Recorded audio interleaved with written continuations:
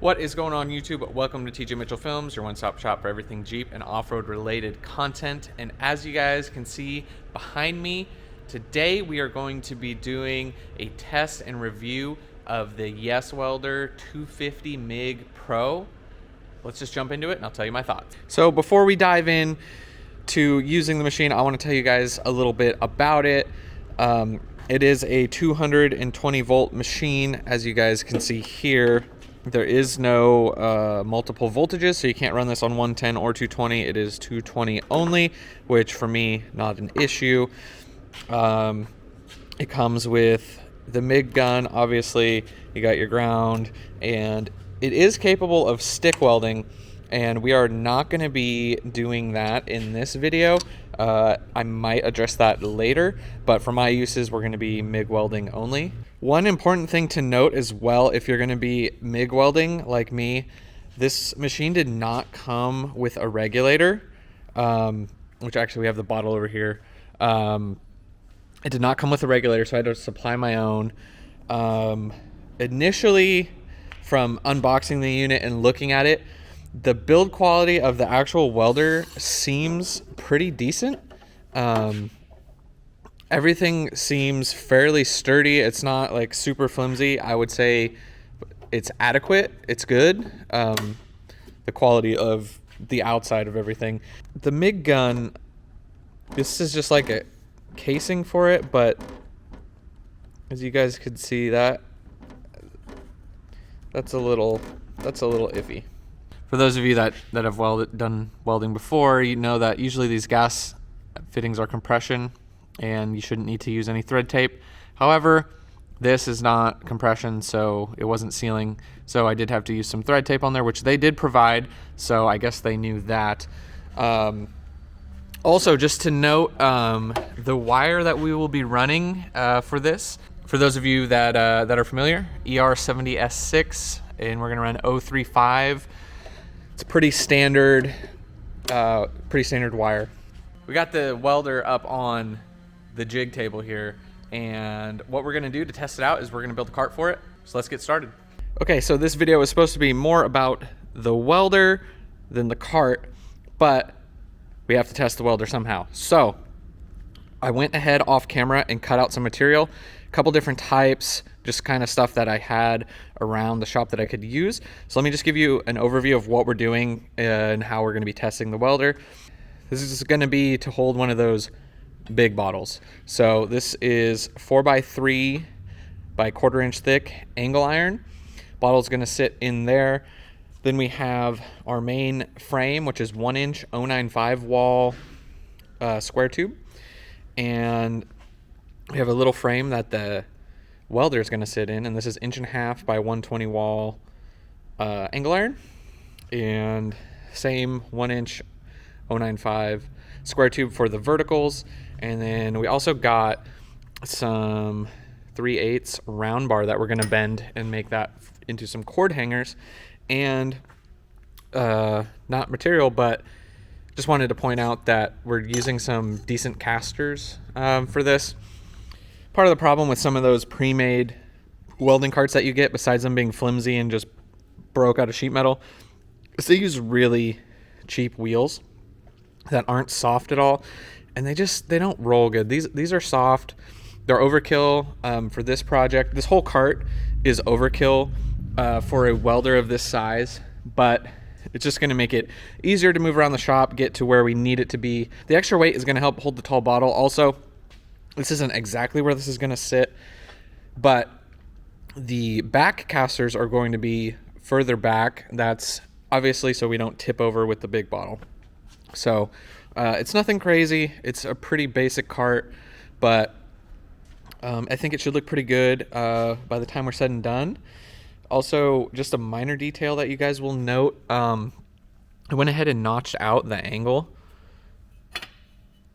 all the angle iron, so it fits in nice and flush in here instead of just stacking it on top.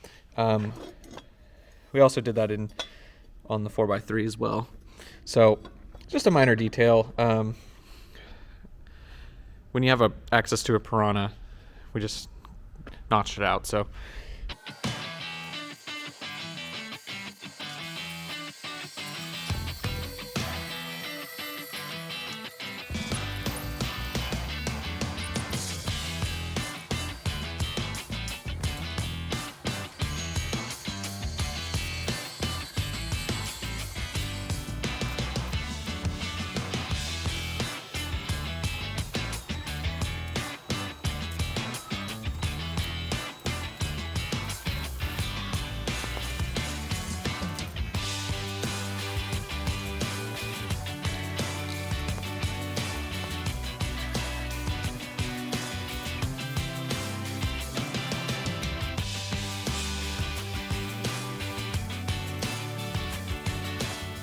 All right, so I got the whole thing tacked and mostly welded.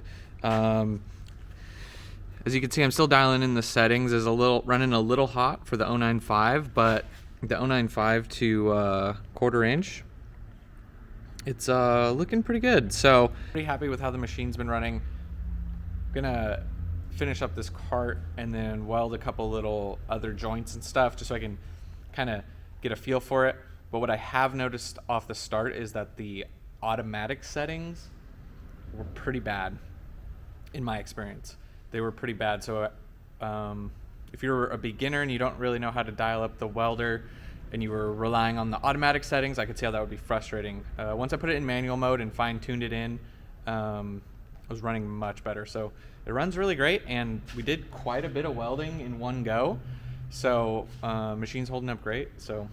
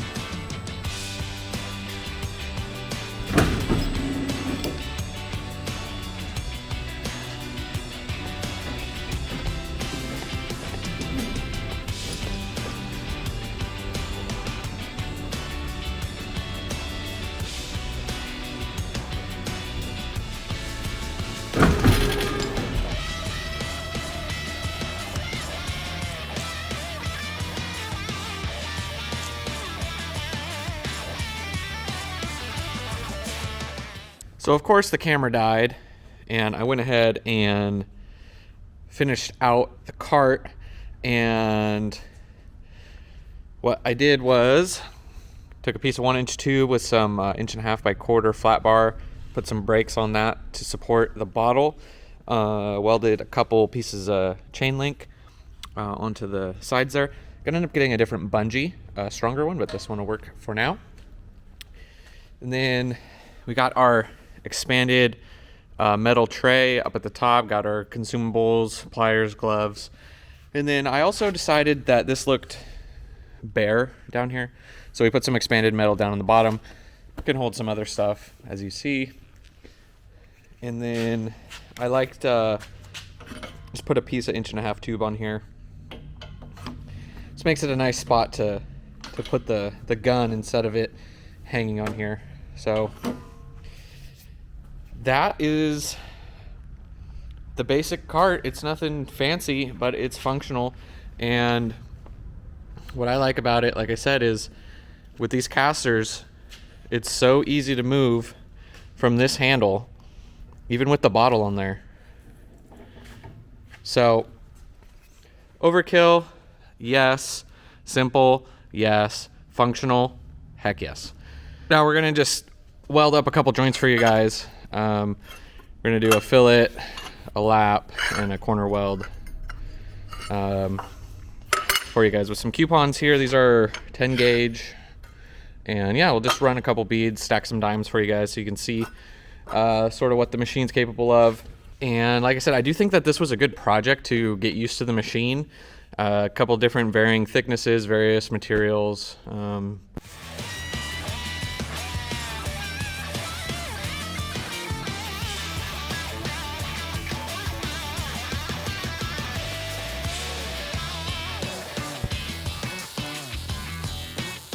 Had the settings dialed in pretty good for the fillet and the lap joint. Let's see if you guys can see those dimes. Ran pretty well. I ran the same settings on the corner and tried to run it vertically, and I should have turned my settings down a little bit. It was a little hot, but turned out okay. A little hot. So yeah, I knew better than that, but I thought I might be able to get away with it. So yeah, not the best looking, but this is user error, not machine error. So my final thoughts and impressions, and maybe just a little bit more of my background personally for you guys' information. I do work as a welder fabricator. The machines I'm used to using for MIG are these Millermatic 252s.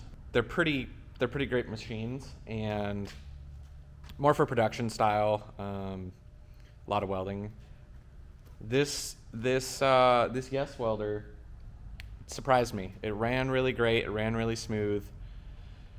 And yeah, because when I first took it out of the box and I started putting it together, and this was kind of just, it was a little loose. I was thinking the build quality might not be there. At the time of this recording, you can go on their website, which I'll have links in the description. You can pick this up for around $600.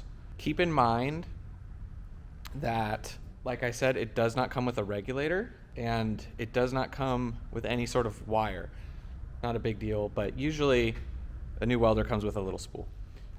Not gonna knock them on the wire, but on the regulator, it is advertised as a MIG, even though it will do flex core, obviously, which you don't need gas for.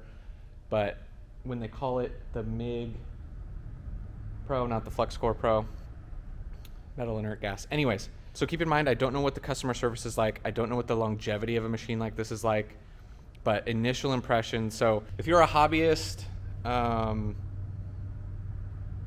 wouldn't be scared to pick this machine up. I'm gonna have no problem doing roll cages, bumpers, little projects with it. I'll be interested. I do want to test it on some thinner sheet metal, which we will be doing later in an upcoming video. Honestly, it's a pretty great machine. I think if you are gonna go with some of the name brands like Lincoln or a Miller equivalent, for the specs that this machine will do, you'll be well over $1,000. I think, I haven't checked, but I would guess around $1,200. I'll put that price here. I'll look it up, what the Lincoln and Miller equivalent would be. I'll put that on the screen here. I would have to say I would recommend the YesWelder at the price. It's small, versatile. The display, it did take me a minute to figure out some of these controls. A little different than what I'm used to, but I got it figured out. And like I said, what else? Oh yeah, the auto feature did not run good. So not a big deal. You just play with the settings, get it dialed in where you want it. So yeah, thanks for watching. If you're this far in the video and you're not already subscribed, make sure you go down below and hit that subscribe button so you can stay up to date on when I post my latest videos.